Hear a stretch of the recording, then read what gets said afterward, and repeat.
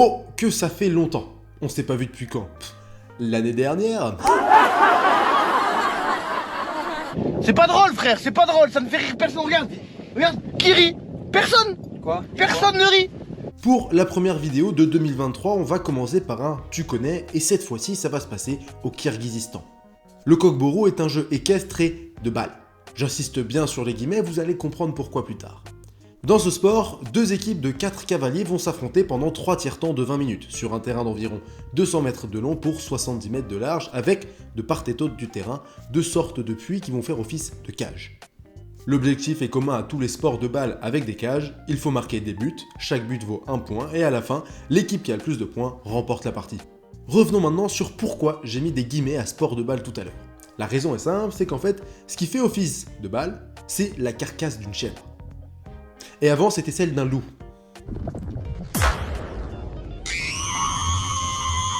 Vous vous demandez sûrement pourquoi une putain de carcasse? Et ben en fait, la raison est historique. À l'origine, le peuple kirghize est un peuple nomade qui se nourrissait principalement grâce au bétail. Sauf que qui dit bétail, dit prédateurs qui viennent chasser le troupeau pour se nourrir également.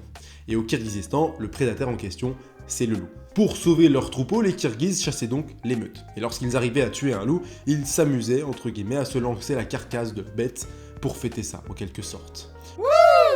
Au fil des années, c'est devenu un sport, le Kokbourou, un sport qui existe donc depuis des centaines, voire des milliers d'années et qui a su perdurer dans le temps jusqu'à encore aujourd'hui. En 1949, on a des règles officielles qui sont mises en place pour pouvoir organiser des matchs et des compétitions. Des équipes professionnelles se forment alors dans tout le pays et s'affrontent dans la compétition emblématique du Kokbourou, la Coupe du Président. Le sport est très ancré dans la culture du pays. Déjà, le cheval est presque un animal sacré. Là-bas, le prouve cette citation, les chevaux sont les ailes des Kirghizes. Wow. Les enfants commencent donc à monter le cheval très tôt et forcément beaucoup s'essayent au Kokbourou. Les joueurs professionnels sont vus comme des guerriers des temps modernes.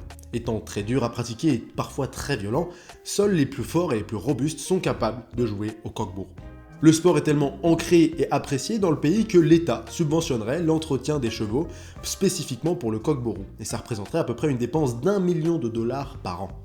Le sport est tellement populaire au Kirghizistan qu'il fait partie des Jeux mondiaux nomades, une compétition internationale où l'on retrouve une multitude de sports traditionnels d'Asie centrale.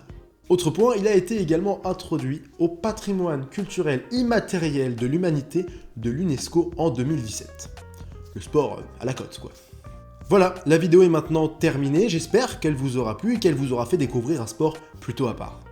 Comme d'habitude, n'hésitez pas à vous abonner, liker, commenter, seulement si c'est positif, et on se retrouve pour une prochaine vidéo. Allez, tchuss!